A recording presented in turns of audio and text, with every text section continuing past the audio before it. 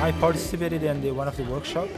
I did a story, and today is the launch of those stories, and we are here to receive the DVDs and celebrate what we have done. The more we tell our stories, the more we really learn to understand about each other's lives. I would like to thank them and also acknowledge their bravery and their courage to share the stories they've told us.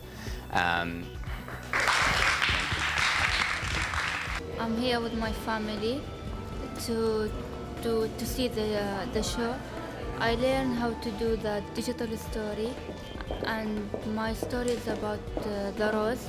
My father gave it to me on Valentine's Day. 3 years later in Australia, on Valentine's Day, I hold the rose and remember him for the love he gave me. Makes you feel like you're at home to know that we're all over the world, you know?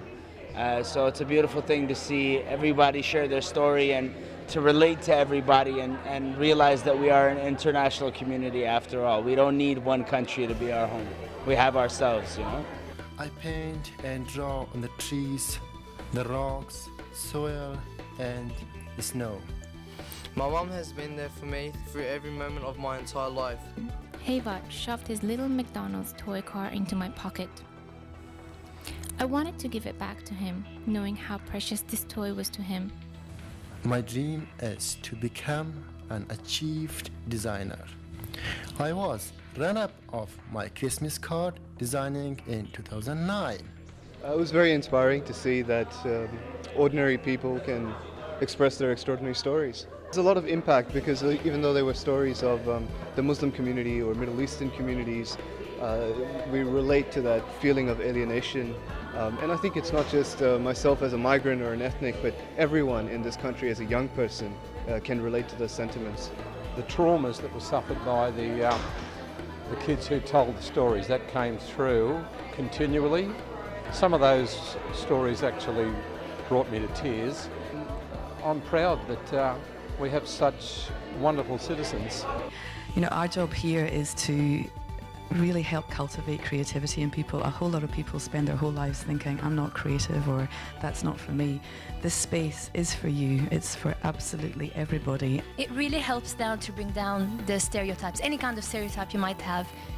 When you listen to these stories, you can really appreciate how diverse we are, especially in Western Sydney. It was a great event. We had about 100 people showing up, all the participants and their families. We showcased some of the works, and it's a great night. I'm really happy that I've worked on this project for 2 years, and now we see the results. So, I mean, if this project touches even one person, the stories that have been produced, I think this project has been a successful one.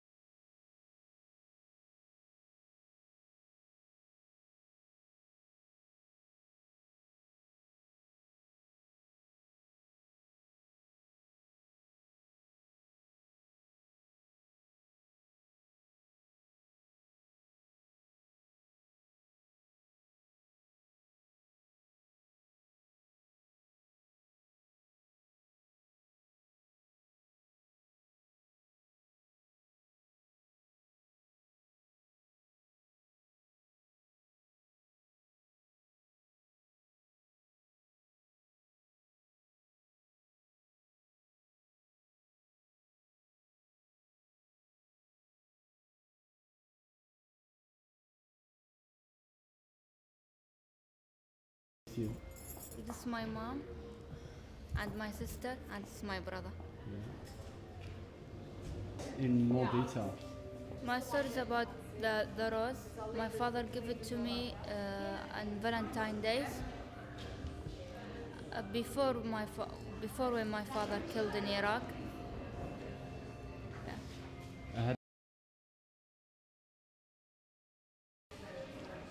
So I had a bit of garlic.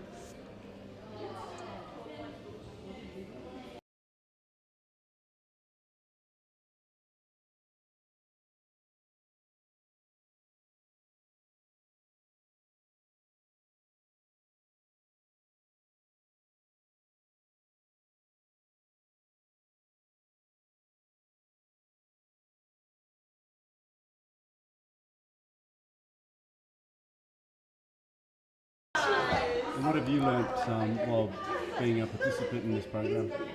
I learned so much. I learned about new ways to tell a story because originally where I come from, we didn't have much of visual stories. Mostly we had word of mouth. People sit around the campfire or sit somewhere at home and they just talk. That is the type of story. That was the medium that I was introduced to when I was a kid. But when I came here, and I learned of new ways, new medium. We can tell a story through pictures, through videos, and all of those things. And I learned much new about some other cultures around here. Hi, what's your name? My name is Asma. My name's Stuart. Why are you guys here tonight? So we're from Football United and we use football as a tool for social development, social cohesion for youth in disadvantaged areas. And so basically one of our program sites are actually Fairfield High School, and some of the students were in some way involved with the production this evening, so we thought we'd come down and support it as well, yeah. And Stuart's involved with a technology project that he can get into. Yeah, we're starting a new project this year, working with some of the kids in our programs in the different regions in Western Sydney. And we're trying to encourage them to make films and take photographs and share these photographs and films with each other. So this project is an ideal way to see how that works in the community, and yeah, really excited. Learned a lot from the kids, very creative and great ideas, and it's really impressive. No, we're the first discussions with ICE last week, so really excited to get involved, and it's a great space, great project, great people. So yeah, I said the first time I've seen it. It's incredible. The facilities are great. Looking forward to get some of our kids down here so they can play with the computers and edit some films, and yeah, it looks good. Let's go ask George. I'm a photographer for the Auburn Review, local newspaper in Auburn, and I saw the flyer in the newspaper, and it's something that really interests me, so I decided to come down and check it out. So far I've only had a small opportunity to look at some of the stories on the computers here, but I'm looking forward to the screening.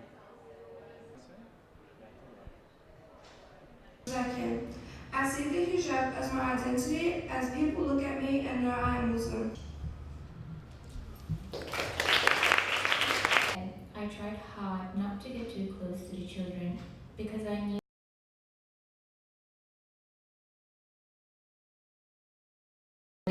and the existence of the life of those forgotten.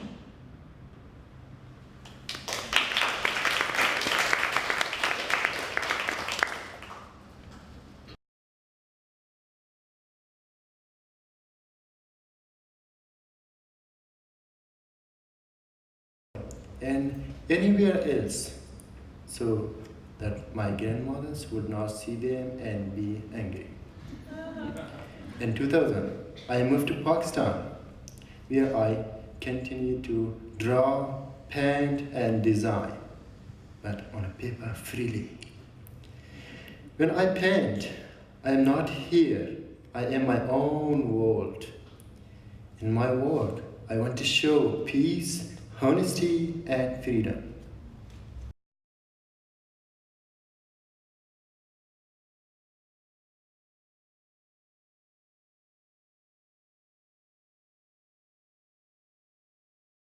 My grandmother is no longer with us, but I want to keep her memories alive in me. I spent the rest of my life.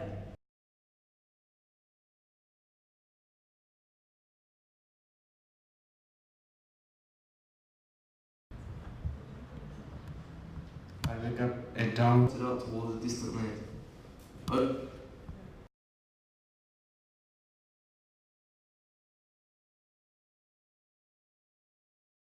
Spent walking around in Hamra, having a cup of coffee, or even catching a cab and laughing out loud about the silliest thing.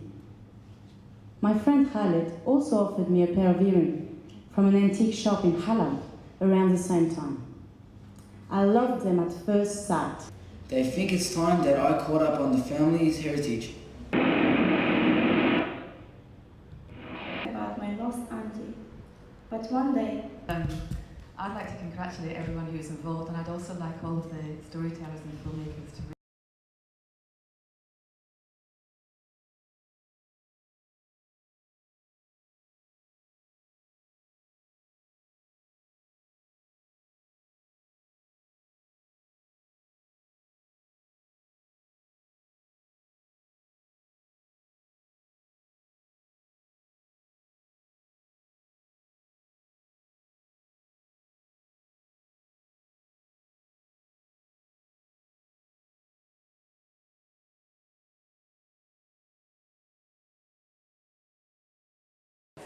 different migrants coming here. Is there a lot of similarities to what's going on in Canada? Yeah, it's exactly the same. I think, you know, both in Australia and in Canada, we have this myth of multiculturalism that is very prevalent in the dialogue of the governments, and but it's not in the streets. You don't feel it in society. But when you see this kind of thing, you realize that we've created our own togetherness in our own community, and it's very similar all over the world. And internationality is our nationality, I think. Thank you. Peace.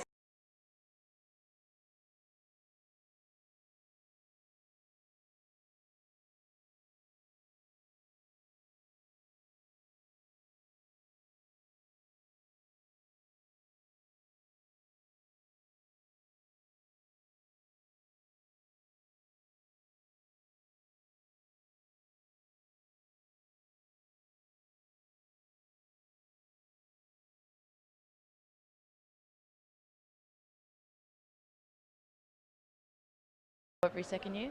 Yeah, absolutely. I'd love to see it reach out to even more people, even more young people, and everyone's got a story to tell, so let's get everyone telling the stories.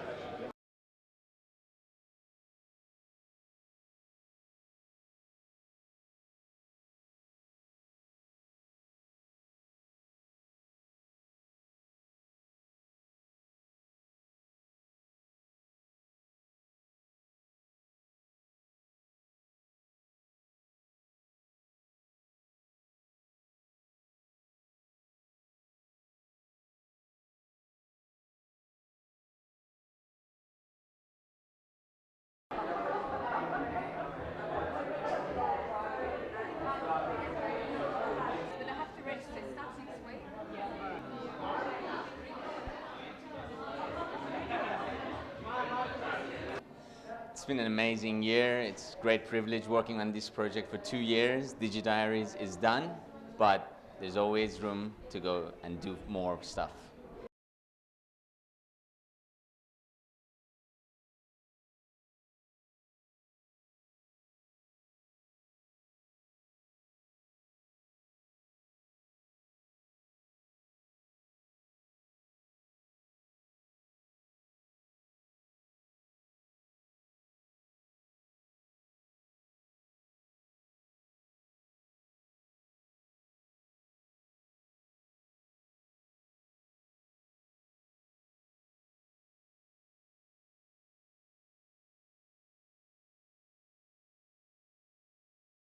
Diaries is done, but there's always room to go and do more stuff. Happy with that? Nah. Okay. No, I wasn't either. Yeah. Let me just think what I'm going to Put a do. bit of oil in there, man, because it's like